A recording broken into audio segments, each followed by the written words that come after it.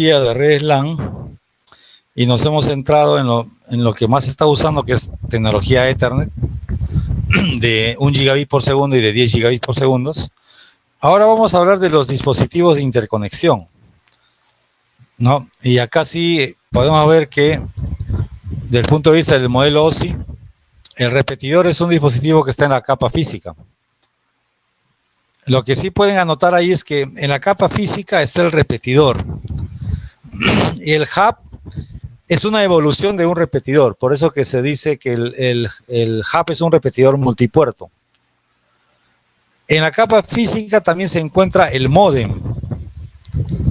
Todos los módems llegan hasta la capa física. ¿Ok? Entonces, el hub como repetidor multipuerto, hablando en términos de dominios, forma un solo dominio de broadcast o de difusión y un solo dominio de colisiones, algo que lo hemos visto en la clase presencial. ¿Para qué se usa el hub? Para conectar redes a nivel de la capa física. Para que no se les olvide, los hubs básicamente son como los baches en una pista, ¿sí? Los hubs permiten mejorar la pista, permiten alargar la red, ¿no? A nivel de la capa física. Y el hub lo que hace es, cuando recibe una trama, como no lo puede almacenar porque no tiene capacidad de almacenamiento el hub, solamente bit que entra, bit que sale. O sea, no hay ningún elemento de almacenamiento. Por lo tanto, lo único que hace el hub es tratar de regenerar la parte del sincronismo, ¿no? El reloj que está en la cabecera de la trama. Es independiente de los protocolos, no aísla tráfico. Claro, todo lo que entra por un puerto sale por todos los demás. Y hay algunas reglas, ¿no? Que son, por ejemplo, a nivel de hubs, tú no podías colocar más de 4 hubs en cascada, ¿no? Cada símbolo azul ahí, que es de 100 metros, 100 en todos lados, ¿no? Por eso se dice que lo máximo que podía llegar son 500 metros, desde una computadora a otra, ¿no? Cuando el hub es de 100 megabits por segundo, porque el caso anterior es solamente para 10 megabits por segundo, cuando es de 100, solo se puede colocar un solo hub o se pueden colocar 2 hubs en cascada, máximo. Esas son las reglas, ¿no? Las reglas de los estándares de conexión. Bueno, ahora solamente lo vemos como cultura general, porque esto ya no lo van a ver más ustedes. Que tiene capa 1 y capa 2. Lo que significa que maneja la MAC y la LLC, la subcapa MAC y la subcapa LLC. Y por supuesto la capa física, ¿no? Pueden ver ahí ustedes que el puente se inventó para interconectar estándares de redes distintas. Token Ring en este caso con Ethernet. Ahí tienen el puente. El puente permite separar, ¿qué cosa? El dominio de colisiones. Recuerden ustedes que cuando yo tenía una red que solamente tenía hubs, digamos como este tipo de acá, en cualquiera de estas redes, en la primera que dice que hay 4 hubs, resulta que esos 4 hubs forman un solo dominio de colisiones, lo que significa que en toda esa longitud de la red solo puede haber una máquina que pueda conectarse. Eso se llama un solo dominio de colisiones. Y cuando uno habla, los demás escuchan, ¿no? Esa es la única manera de funcionar. Hablamos aquella vez en la clase que es mejor separar los dominios de colisiones porque generan pérdida de datos, ¿no? Porque las colisiones generan choques de tramas. Así que se creó el puente bridge para separar dominios de colisiones. Tenemos lo que antes había un solo dominio de colisiones con 4 computadoras, pues ahora tenemos 2 dominios de colisiones, cada uno tiene 2 computadoras. Por lo tanto, podemos decir que hay 2 comunicaciones simultáneas a la vez, ¿sí? Ahí dice A trabaja con B, después D con C. Lo que tienen que recordar acá es que los puentes, que registran, ellos sí no son como los hubs que reciben uno y lo pasan para los otros puertos. No. El hub lo que hace es almacena toda la trama. Almacena la trama, pero también hace algo interesante. Copia la dirección MAC de la trama origen, o sea, la MAC origen, la saca y la pone en una tabla. Cada vez que alguien es el origen, le va a copiar su MAC y lo pone en una tabla donde dice, esta MAC está en el puerto tal. Sí, así es como va armando su tabla. Ahora, ¿para qué arma su tabla? Porque es la única manera que cuando venga la petición, digamos como este caso, si digamos que todos se han comunicado, ¿no? En el puerto de la izquierda hay dos máquinas, la A y la B. En el puerto de la derecha hay dos máquinas, la D y la C. Pues bien, cuando A quiere comunicarse con B y ya están registrados en las tablas, la información solo se queda entre A y B. Igual, cuando D sí quiere comunicarse con C, la comunicación solo se queda con D y C. ¿Cómo es un puente por dentro? Un puente por dentro tiene una tabla que dice MAC con puerto, o sea, la dirección MAC con el puerto asociado. Y eso es lo que forma la base de datos. Así como ustedes saben el concepto de base de datos, acá también se usa una base de datos para indicar la MAC y el puerto. Porque finalmente cuando llega una trama, lo que hace el switch es chequear a dónde quiere ir, ¿no? Bueno, en realidad lo primero que hace es copia la MAC origen y lo pone en la tabla. Después mira la MAC destino y dice a dónde quiere ir. Y quiere ir a comunicarse con esta computadora. Entonces, lo que hace el bridge es mirar en su tabla. Si está ahí la MAC destino, entonces solamente va a lanzar la trama por el puerto donde está la MAC destino. ¿Sí? Esa es la ventaja de tener el registro de la MAC address. Pero cuando recibe una trama, copia el origen en su tabla y cuando busca la MAC destino y no lo encuentra en su tabla, entonces en ese caso lo que hace el puente es propaga como si fuera un broadcast por todos los demás puertos, ¿no? Por eso podemos resumir que el puente o bridge o quizás el switch también tiene un dominio de colisiones por cada puerto, pero igual sigue teniendo un solo dominio de broadcast para efectos del aprendizaje de las direcciones MAC. Acá tienen otro ejemplo interesante. Miren, tienen 8 computadoras. Cuando A quiere comunicarse con B, A lanza una petición, pero el bridge A en este caso registra a A en el puerto 1. Pero como no sabe dónde está B, propaga la petición hacia todo el otro puerto que también llega acá, y le llega al puente 2, al bridge B, igual lo registran en el puerto 1 y luego al final llega hasta el último, ¿no? Ustedes se preguntarán, pero no tiene ningún sentido, claro, pero es que la computadora no lo sabe. O sea, simplemente propaga, pero no interesa que nadie conteste porque de la derecha nadie ha contestado, pero ya contestó B porque estaba en su misma red física, ¿no? Ahí estaba, ya lo respondió. ¿Sí? Esa es la idea. En conclusión, en la medida que vayan comunicándose las computadoras, se va a ir registrando la MAC en la tabla. Cuando se apaga el puente o el switch en este caso, se borra todas las direcciones MAC, o sea, las tablas de la base de datos se borran. Y cuando se encienden y como vayan comunicándose las computadoras, se va llenando la tabla, la base de datos, ¿no? ¿Sí? Entonces, aquí en este caso, en el puerto, en el bridge A, en el puerto 1 hay 2 computadoras, la A y la B. Pero en el puerto 2, curiosamente hay varias, hay 1, 2, 3, 4, 5 y 6, o sea, todas las que están a su derecha se registran en el puerto 2 del bridge A. Igual para el puerto 1 del bridge B, todos los que están a su izquierda, o sea, son las 4 computadoras más A y B, se registran en el puerto 1.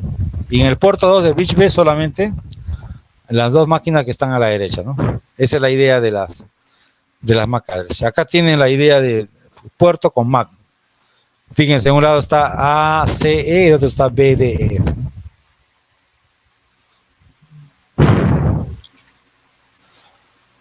Bien, para este aprendizaje de las MAC address hay una secuencia, ¿no? Que lo pueden mirar ustedes. Primero dice U envía a B, a V.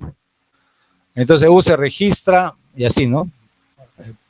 V envía a U, entonces, y ahí va manejando. En el caso de este que es simple, hay solamente dos puertos, así que o simplemente se queda en el mismo lado o lo manda al otro lado, pero es bastante simple. Pero las tablas se van llenando de acuerdo al orden en lo que se efectúa la comunicación, ¿no?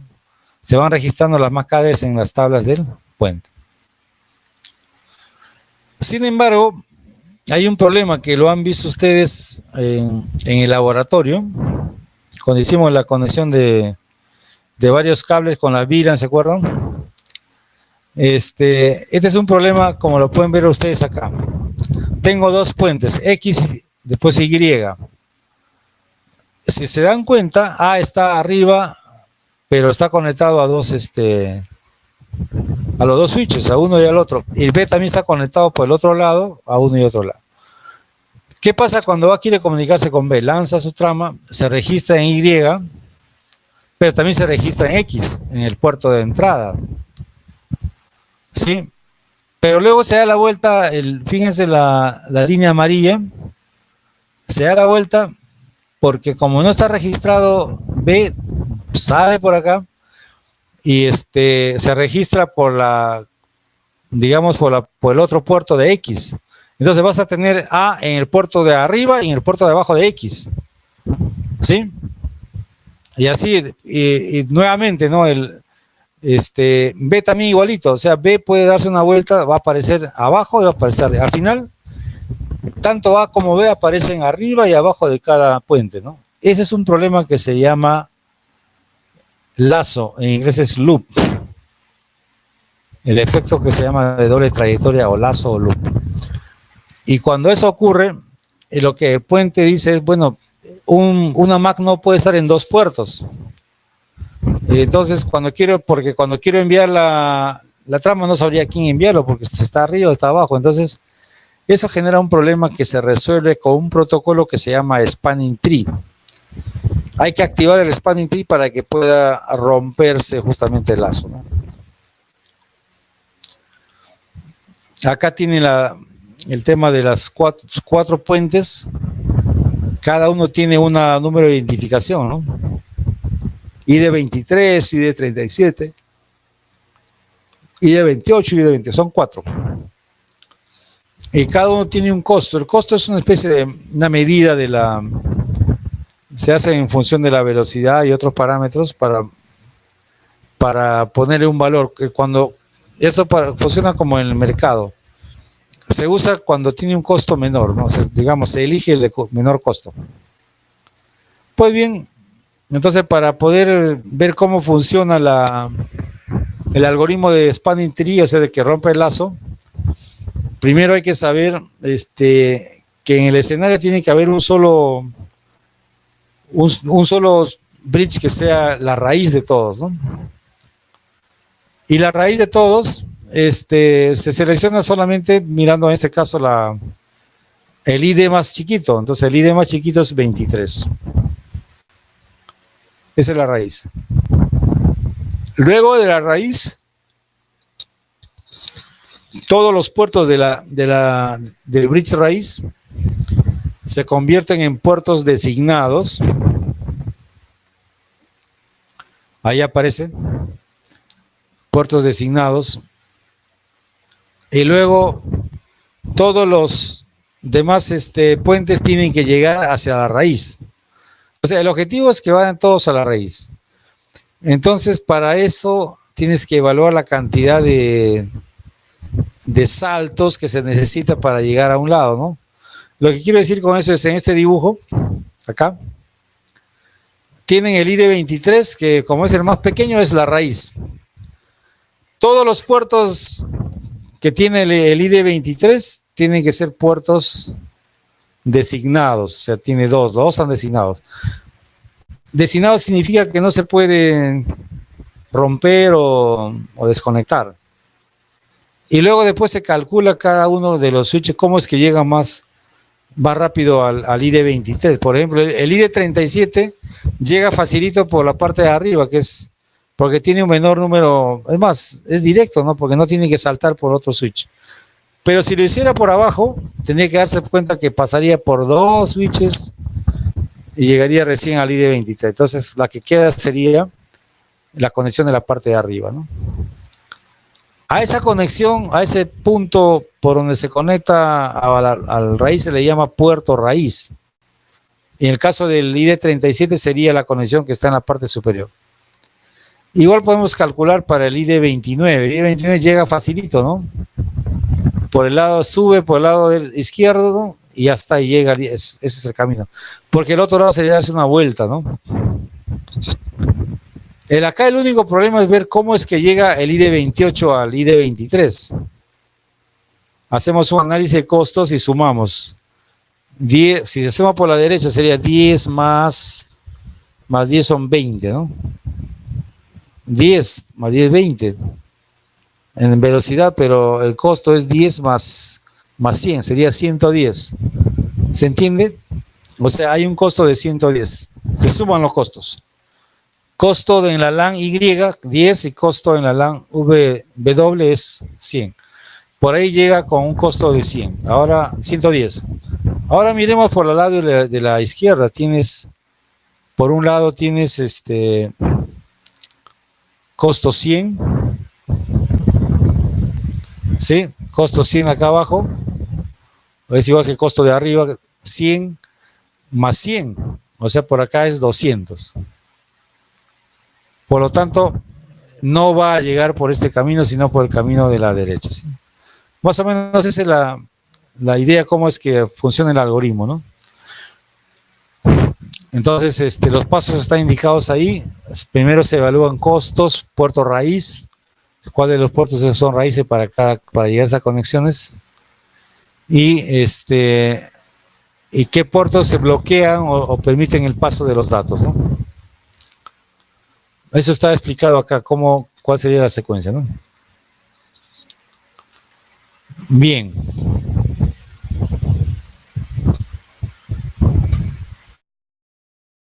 Hola. Ok, entonces continuamos. A partir de ahora nos vamos a concentrar en los routers, porque el laboratorio del próximo sábado son routers. Miren, la arquitectura TCP/IP tiene solamente 4 capas, a diferencia del modelo OSI que tiene 7 capas, ¿no? Recuerdan que en el modelo OSI tenía físico, enlace, red, transporte, sesión, presentación, aplicación. Acá solamente se ha comprimido, algunas capas se juntaron en una sola. Por ejemplo, tanto la capa física como la de enlace se juntaron en una sola que se llama acceso a la red, que en general podría llamarse como que ahí están todas las tecnologías de redes, ¿no? Por la red LAN o WAN, todas están ahí, hasta la capa 2. Una tarjeta de red también está hasta la capa 2. Todo se maneja a nivel de tramas. Entonces podemos decir que la diferencia entre una tecnología y otra simplemente son las tramas. Las tramas hacen la diferencia entre una tecnología y otra.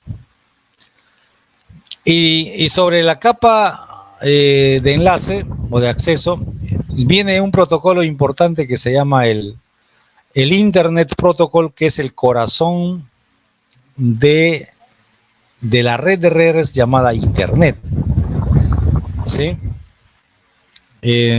Así como en los switches cada computadora se registraba por una dirección MAC, aquí en la capa de Internet o capa de red, cada máquina tiene asignada una dirección IP, que es un número decimal separado por puntos, que lo vimos un poquito en clase allá.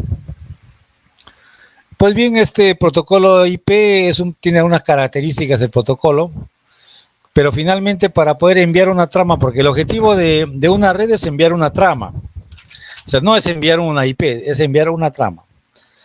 Para ello, si las máquinas se identifican por una dirección IP, todas en general, la única manera de que la información llegue como si fuera una trama es convertir la dirección IP en una dirección MAC o física, ¿no? También se llama dirección física.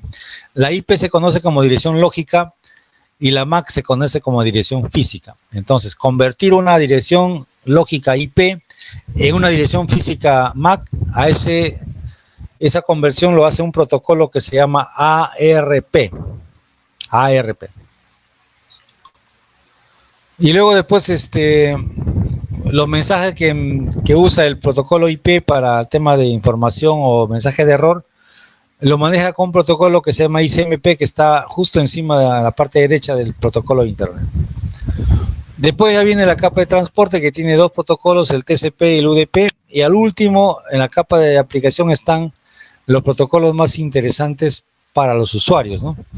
Entonces nosotros hemos comenzado el curso desde la capa física, hemos ido subiendo, y ahora ya vamos a estar en la capa 3 o la capa 2 del modelo TCP/IP.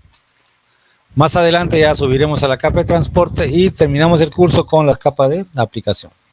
Con lo cual este curso se engancharía en la capa de aplicación ya con su curso de Linux, ¿no? Porque las aplicaciones que se hacen en el sistema operativo Linux van a estar ubicadas en la capa de aplicación. Nosotros solo vemos acá a nivel de protocolos.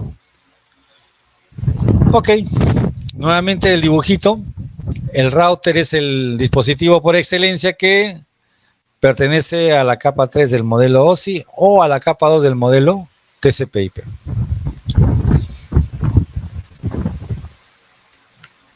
Ahora, ¿qué cosa es el router? Bueno, el router es un computador. Un computador que tiene CPU, que tiene memoria RAM, que tiene memoria de ROM, tiene una RAM no volátil que es más o menos como una memoria flash o como usan los USBs. A las interfaces que se comunican, que pueden ser una o varias, ¿no? En este diagrama pueden ver los módulos del router, ¿no? Igualito, tiene su CPU, que es un Motorola M860, tienen tarjetas de memoria distintas, de flash, de ROM, digamos memoria RAM, etcétera, y las interfaces de conectividad con la red.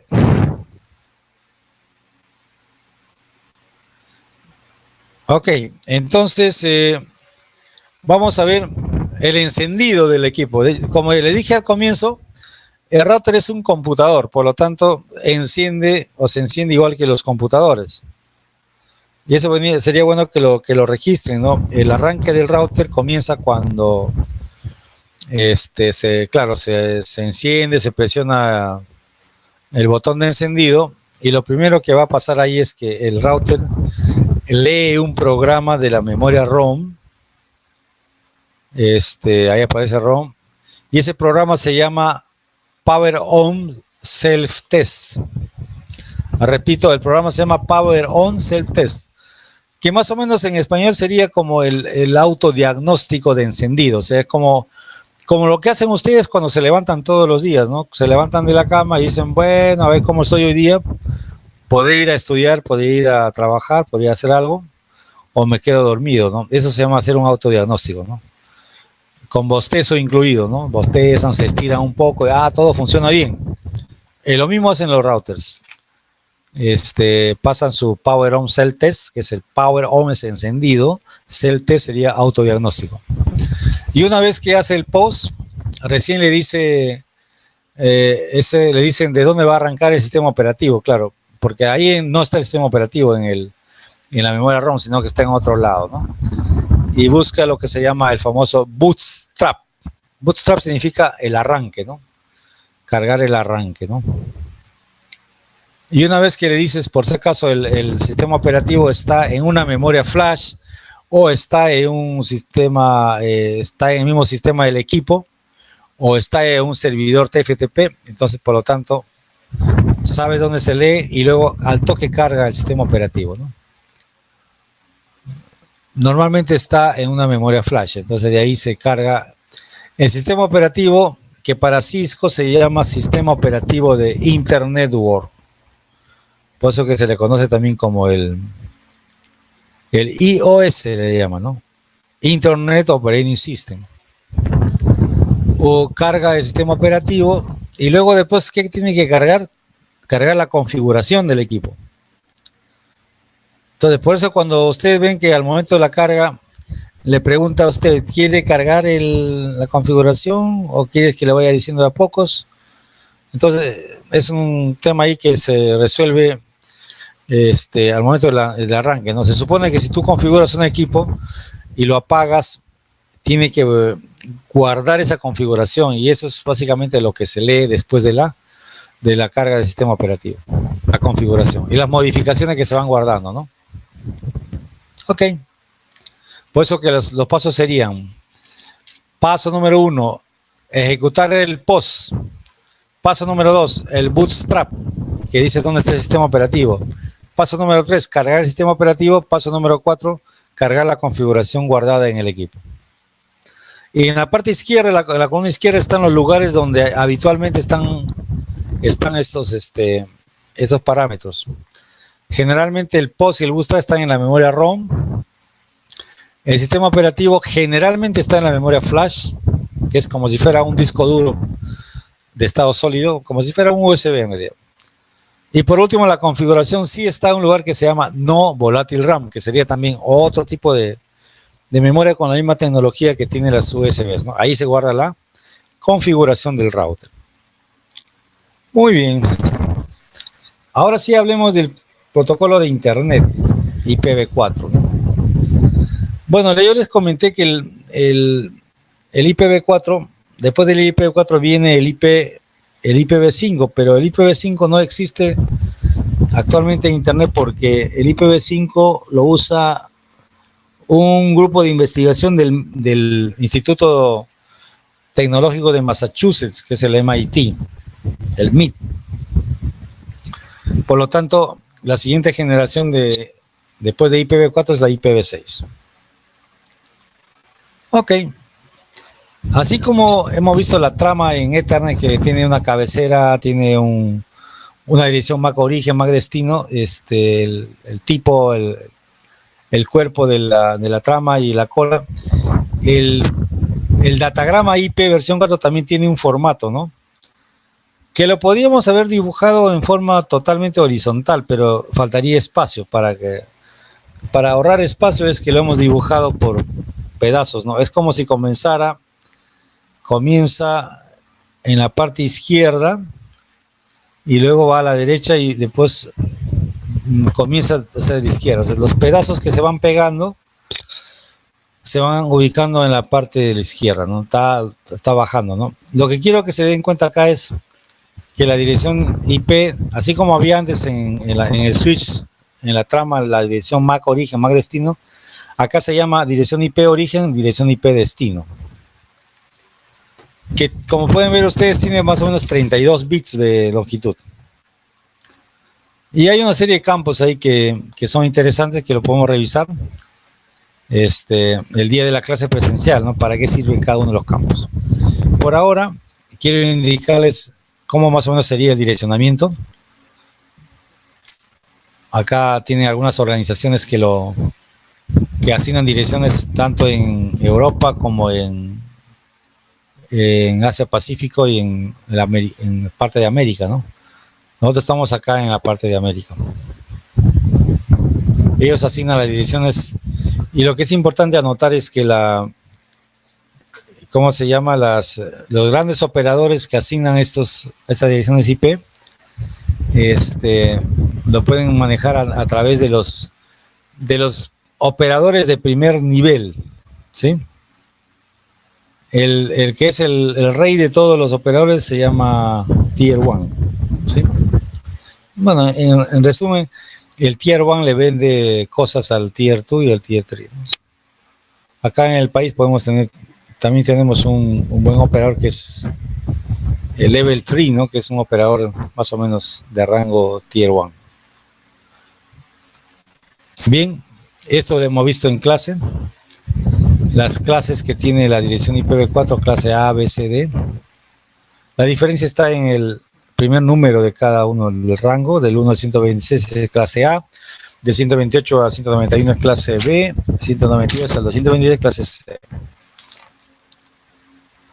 Entonces, para el sábado vamos a dejar esto para hacerlo totalmente en binario, ¿no? Bien, lo que quería ver es cómo se hace la conversión de una dirección IP, que es lógica, a una dirección MAC, que es física. Digo, ¿cómo se hace la conversión? Esto lo hace el ARP. A ver, para ello, lo que hace el ARP es, primero, dado que el objetivo es enviar una trama a otra máquina, y cuando no lo sabe, hace una petición tipo ARP, o sea, un request. Le pide a todas las máquinas, por favor, quiero la dirección MAC de la máquina B, por ejemplo, ¿no? Y esa petición sale de A y se propaga a todas las computadoras que están en ese dominio de broadcast. Y todas ven el broadcast, solamente responde una máquina y le dice, toma, aquí está mi dirección MAC. Y cuando tiene la dirección MAC, en ese momento le puede enviar la trama de datos.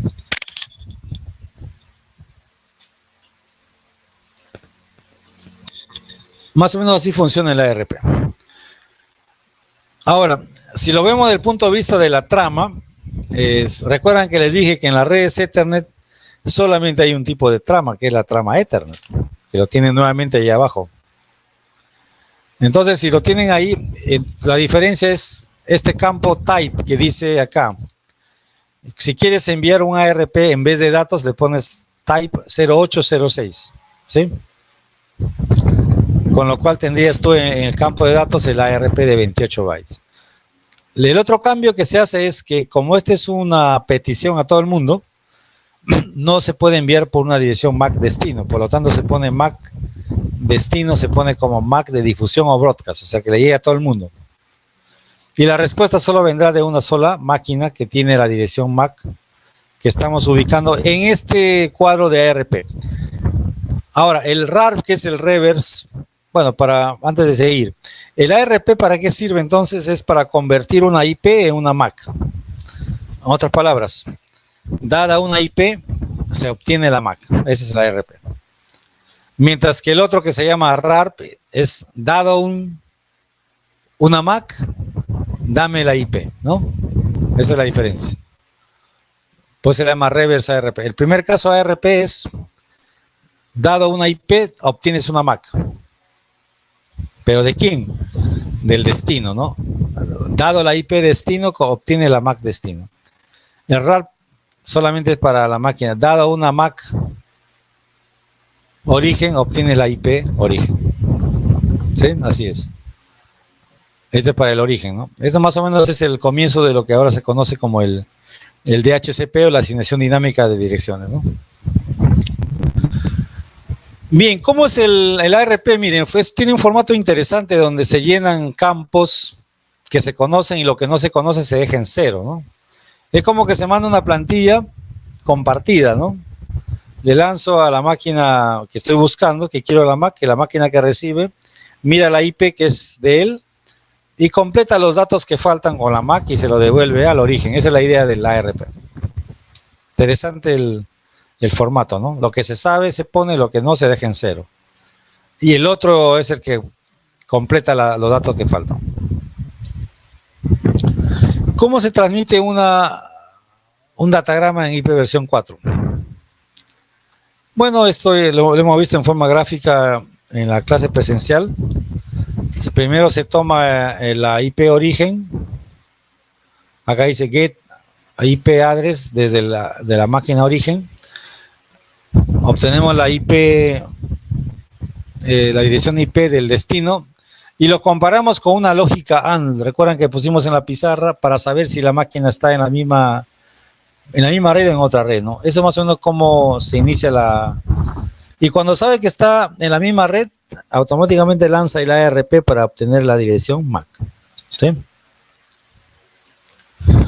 ¿En qué se basa el protocolo IP, el famoso routing, ¿no? ¿Cómo es que se logra manejar unas rutas, ¿no? O routing o enrutamiento. Esto es muy sencillo. Primero, cuando hace la comparación, el origen sobre dónde está el destino, de ahí sale un resultado y la comunicación puede ser directa mediante algo que se llama routing directo. Pero como resultado de la comparación de las MACs, de la dirección IP origen y destino con respecto a la máscara, sale que están en diferentes redes, como este caso, entonces tiene que usarse necesariamente un router, ¿no? Entonces la conclusión, cuando las dos máquinas están en el mismo dominio de broadcast, no se usa router, pero cuando es en diferentes dominios de broadcast o redes, se pone un router al medio, ¿no? En este caso hay dos. Bien, esto para ubicar un poco que las redes lógicas pueden ser múltiples. Acá, por ejemplo, si les pregunto a ustedes cuántas redes hay acá, la pregunta es muy ambigua, pero si les digo cuántas redes lógicas hay, me dicen 3. ¿Cuántas físicas? Solamente hay 2, ¿sí? La de arriba y la de abajo, son 2. Pero sin embargo, como cada 2 máquinas tienen una dirección de red distinta, se habla de una red lógica diferente, ¿sí? Una es la red 144.0.0, la otra 150.5.0.0.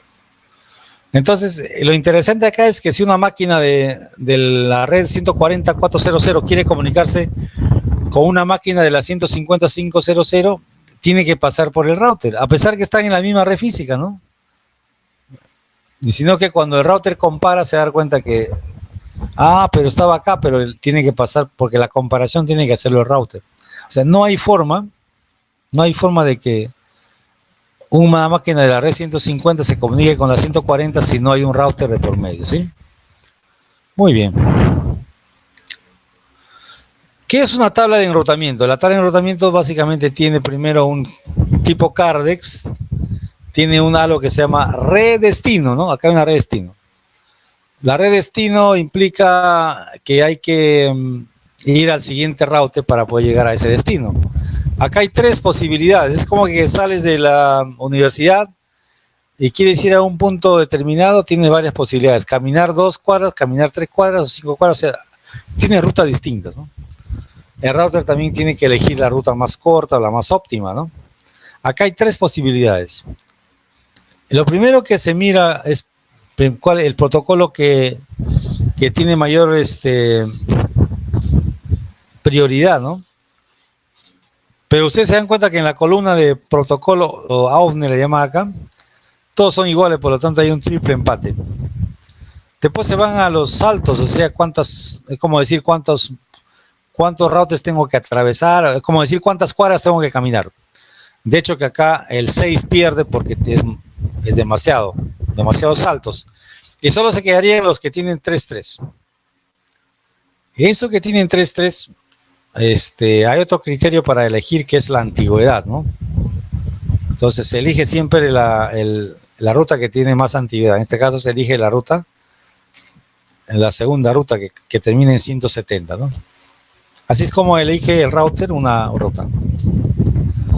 Acá pueden ver cómo es que cuando se trata de llegar a una red, lo que va cambiando en el camino es la dirección MAC, o sea, MAC origen, MAC destino. MAC origen, MAC destino. Ojo, la MAC address no atraviesa routers.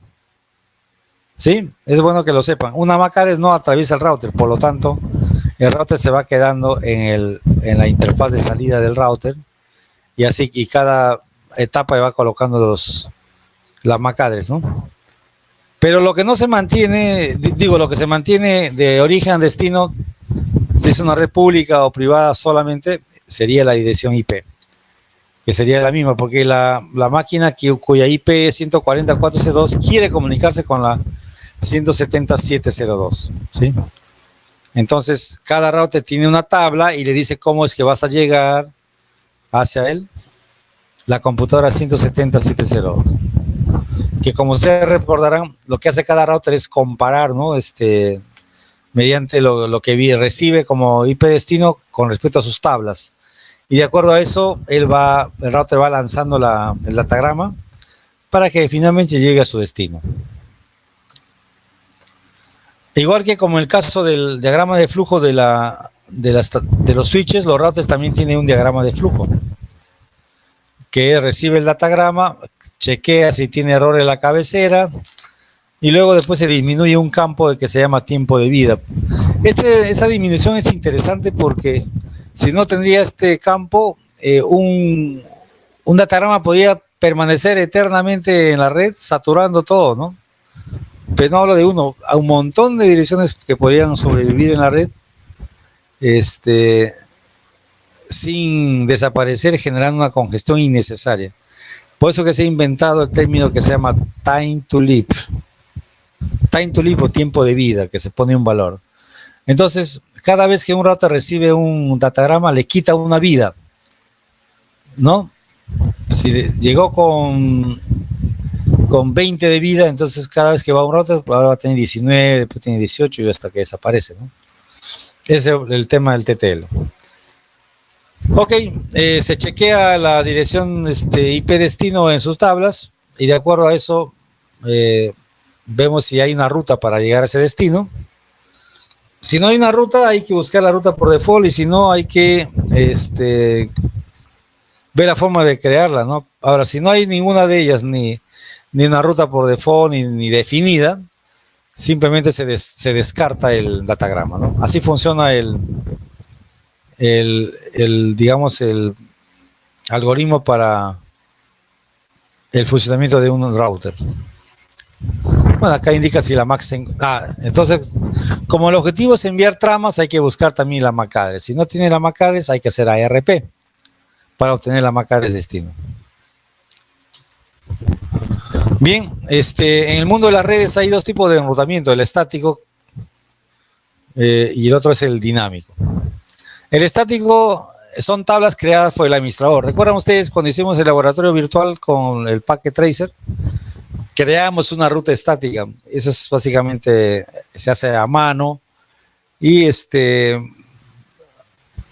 difícil ubicar errores, pero finalmente es muy tedioso si tienes que configurar en varios routers, ¿no? Para eso está el dinámico. Esto más o menos es como el carro mecánico y el carro automático. El dinámico es como el automático, que responden los cambios de topología rapidísimo, ¿no? Y resuelven problemas de congestión. En otras palabras, el router que hace esto en forma dinámica, podemos agregarle otra funcionalidad que es el tema de la ingeniería de tráfico, o sea, cómo buscar la ruta más óptima para llegar a un destino. Ok, acá tenemos el enrutamiento estático. Miren.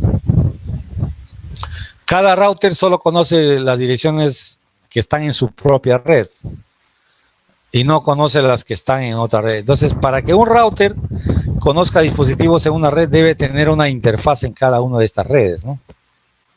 Como pueden ver acá, el router que está a la izquierda conoce dos redes,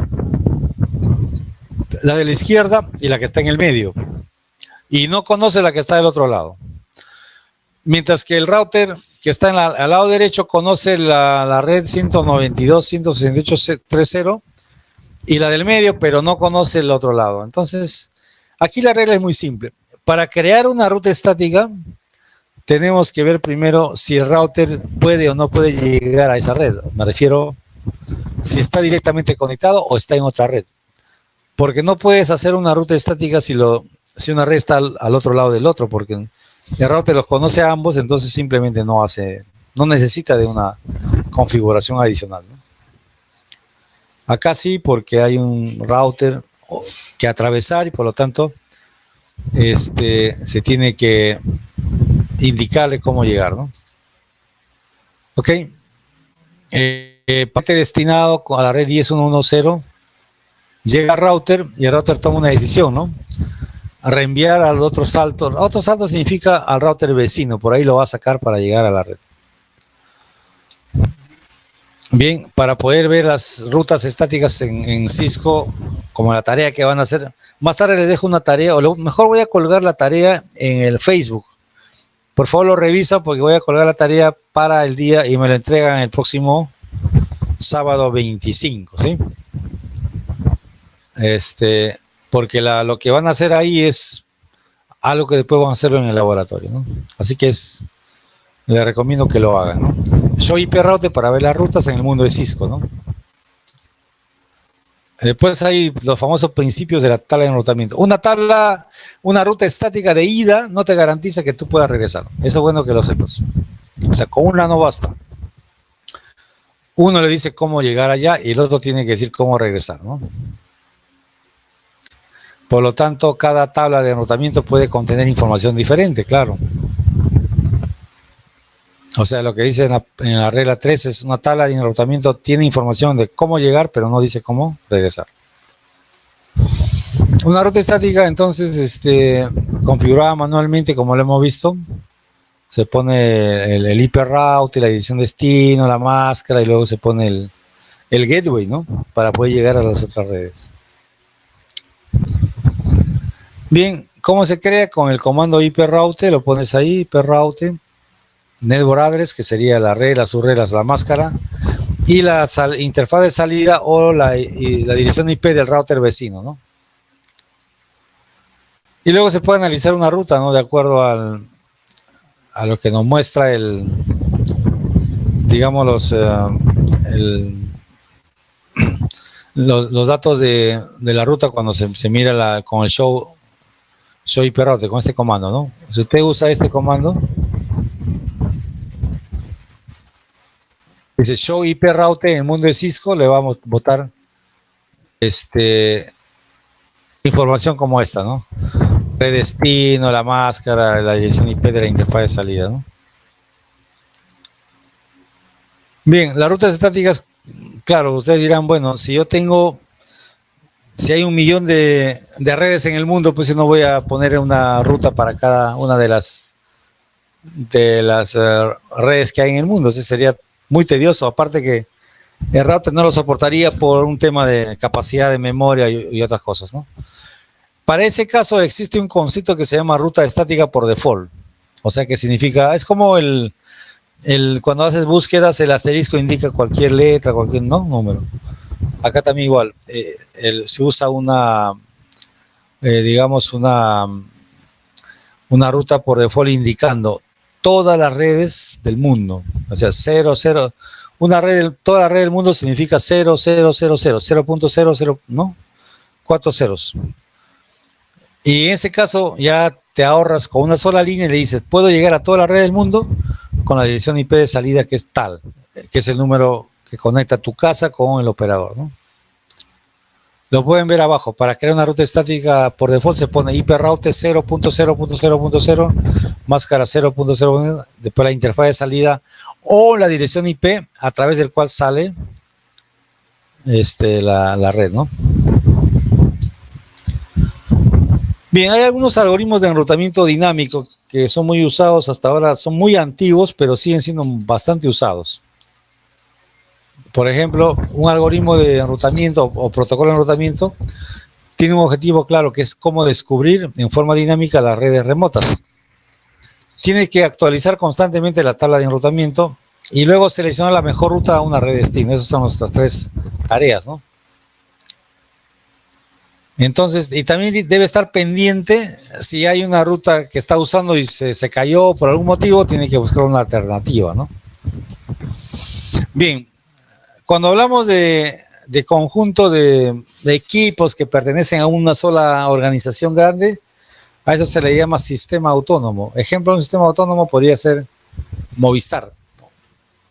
Otro sistema autónomo sería Claro, ¿no? Eso me refiero a redes grandes, ¿no? Que usan routers. Acá no se puede hablar de una red grande para un banco porque estamos hablando a nivel de routers. Claro, tampoco un campus de una universidad porque no tiene muchos routers, a la justa tiene uno, ¿no? O quizás 2, pero y ahí pues no puedo usar mucho el tema de enrutamiento dinámico. Entonces, un sistema autónomo pertenece a una sola entidad y tiene un protocolo único que se maneja con todos los equipos o routers. Hay 2 algoritmos que se han usado, datan del año 1960, si no me equivoco. Uno que se llama el vector distancia o Bellman-Ford y estado de enlace, que es el famoso Dijkstra. Algunos lo ven, bueno, ustedes como ingenieros de sistema lo ven en su curso de si es que tienen un curso que se llama matemática discreta, ¿no? Que básicamente cuál es el camino más corto para llegar a un destino, ¿no? Entonces hay dos. Una diferencia clara entre ambos es que el primero de ellos, el Bellman-Ford o vector distancia, es como un cartel que hay una carretera que te dice a Ica 20 kilómetros, nada más. O sea, te dice el vector, o sea, el vector sería la distancia y te dice, por ejemplo, si fuera un cartel, donde dice Achincha sería para indicar el destino, ¿no? Básicamente. Y luego te dice a qué distancia, entonces eso significa la métrica. Son dos cosas. El problema es que no te dice si hay congestión, no te dice si el camino tiene muchos baches. O sea, no te informa nada, solamente el tema pues se llama vector distancia. Tienes la flecha de destino y tienes luego la distancia, ¿no? El vector distancia es uno de los primeros protocolos que se usaron en Internet, los años 60, 70, no 80. Después apareció otro algoritmo interesante que se llama estado de enlace o famoso Dijkstra, ¿no? Que es elegir el camino más corto, el shortest path first o Dijkstra. En el caso de Bellman-Ford solamente usaba una métrica que era los saltos o los routers que se pueden pasar para llegar al destino. En cambio, en Dijkstra, que es más completo, sirve para redes muy grandes y tiene otras métricas, por ejemplo, número de salto, retardo de transmisión, ancho de banda, etcétera, ¿no? Datos adicionales, ¿no? Por eso que actualmente más prefiero usar el algoritmo de Dijkstra o estado de enlace. También se le llama el OSPF, ¿no? Ok. Ventajas del algoritmo vector distancia: fácil de implementar, requiere pocos ciclos de CPU, claro. El problema es que no se puede verificar la velocidad de las tablas, la actualización no es tan rápida, no se pueden localizar fallas en la red, la convergencia es lenta. La convergencia es un estado en el cual las tablas tienen coherencia o sentido, ¿no? A eso se refiere la convergencia. Y sobre todo hay problemas con el crecimiento de la red. Bien, ahí tienen algunos protocolos de enrutamiento. Inclusive tienen algunas restricciones. Algunas no envían máscaras, ¿no? Si no envían máscaras, entonces es difícil manejar la parte de subredes, ¿no? Que lo vamos a ver el siguiente sábado. A los que no envían la máscara de subred durante las actualizaciones se le llama protocolo de enrutamiento class full clase. Solamente va a diferenciar por el tipo, por la clase A, clase B, clase C.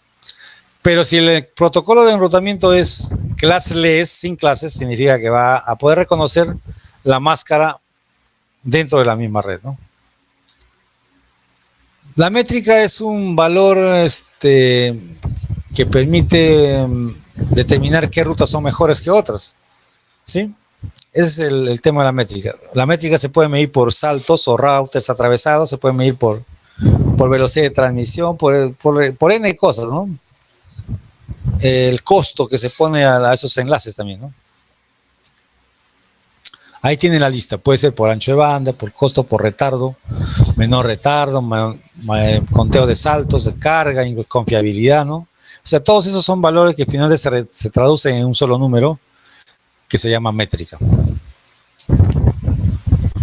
Entonces, acá hay algunos protocolos que se utilizan en las redes internas como RIP, IGRP, ISIS y el OSPF, que lo hemos visto, ¿no? El RIP, el ISIS y OSPF son, digamos, protocolo de enrutamiento de libre disponibilidad. En cambio, el IGRP, el IRP son de Cisco, ¿no? Bien, cuando yo tengo dos rutas, que es poco probable, es como que la Uneval tendría dos proveedores de internet, o sea, uno que sería Claro, el otro Movistar. Pues bien, lo que uno siempre quiere es que se usen los dos a la vez, claro. En ese caso tendríamos una carga balanceada, porque no sería justo que uses uno y cuando se caiga el principal, recién uses el otro. Es poco eficiente, es como comprar dos computadoras y solo usar una, ¿no? Hasta que se te malogre. Si te malogre, recién saca la nueva, pero no te das cuenta que cuando pasa el tiempo, ambos envejecen, ¿no? Así que igual pasa con el tema. Si tengo dos operadores, jamás puede uno estar en stand-by. Más bien yo puedo aprovechar haciendo balanceo de carga.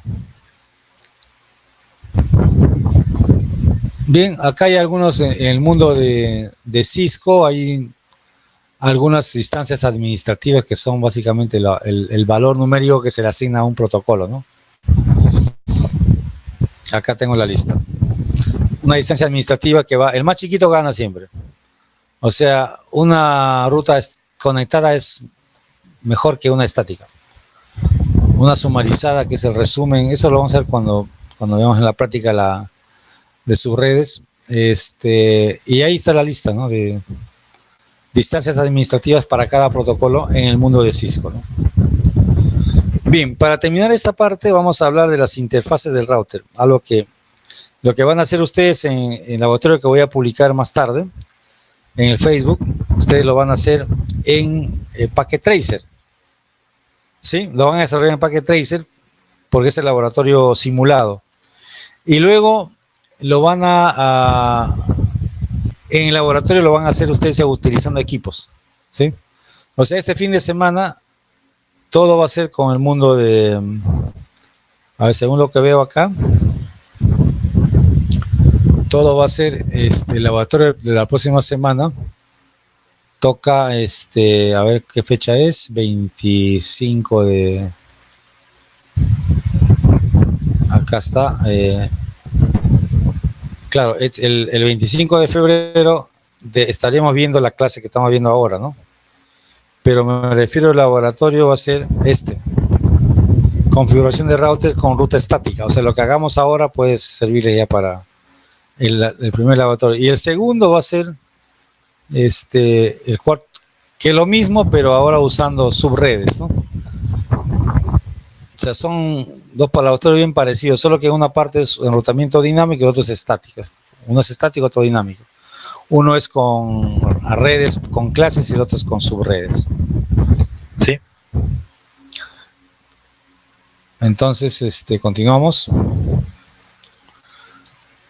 Las interfaces de router, ahí tienen un router que tiene unas interfaces. En el caso de la que tenemos ahí en la Uneval, cuando hagamos el laboratorio, lo tenemos que traducir al formato de Huawei, ¿sí?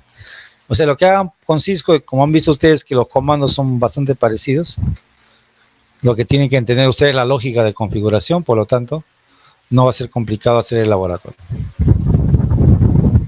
Ahí están las interfaces del router serial, hay interfaces seriales, hay interfaces Ethernet.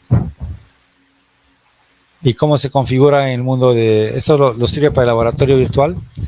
Cómo se entra a la interfaz es fase Ethernet 00, le asignamos una dirección IP y luego activamos con el no shutdown. O sea, esta lámina le puede servir para configurar el laboratorio virtual, ¿no?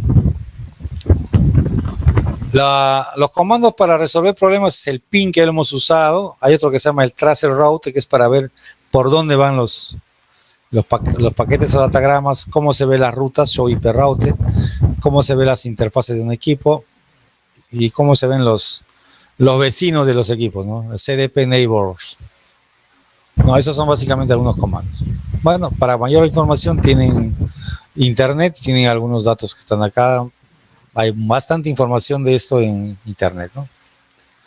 Bien, entonces, por mi parte, si tienen algunas preguntas me lo pueden hacer ahorita, si lo que tiene micro, y si no, ya estaría colgando yo el laboratorio virtual que como son, bueno, en realidad son como 4 routers que tienen que configurar, ¿sí? Para que se conecten todas las máquinas entre sí. Entonces yo voy a ver si podemos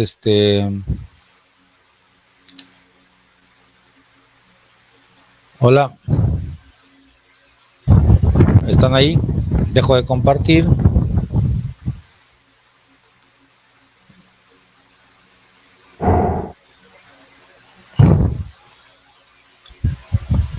Y ahora podemos ver si tienen algunas preguntas, que lo pueden hacer por el chat si gustan, o sea, pueden chatear conmigo, hay una opción ahí de chat.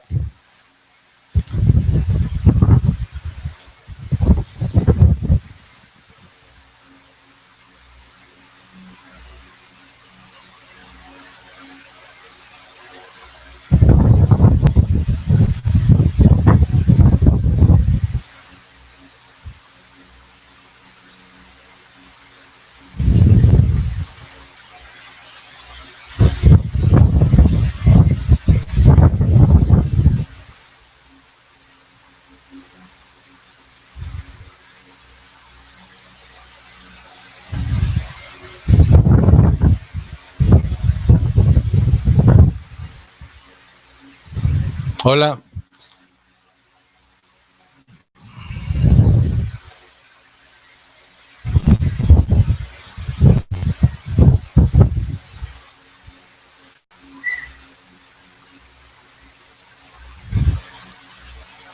Hola, veo acá unos mensajes que no estaban viendo la presentación. Hola, Elef. Hola. Pero me escucharon, pero no vieron la parte de compartir la pantalla. Ah, ok. Entonces los mensajes son antiguos, ¿no? Ya, si tienen si tienen alguna pregunta, me la pueden hacer llegar por acá o por el Facebook, ¿no? De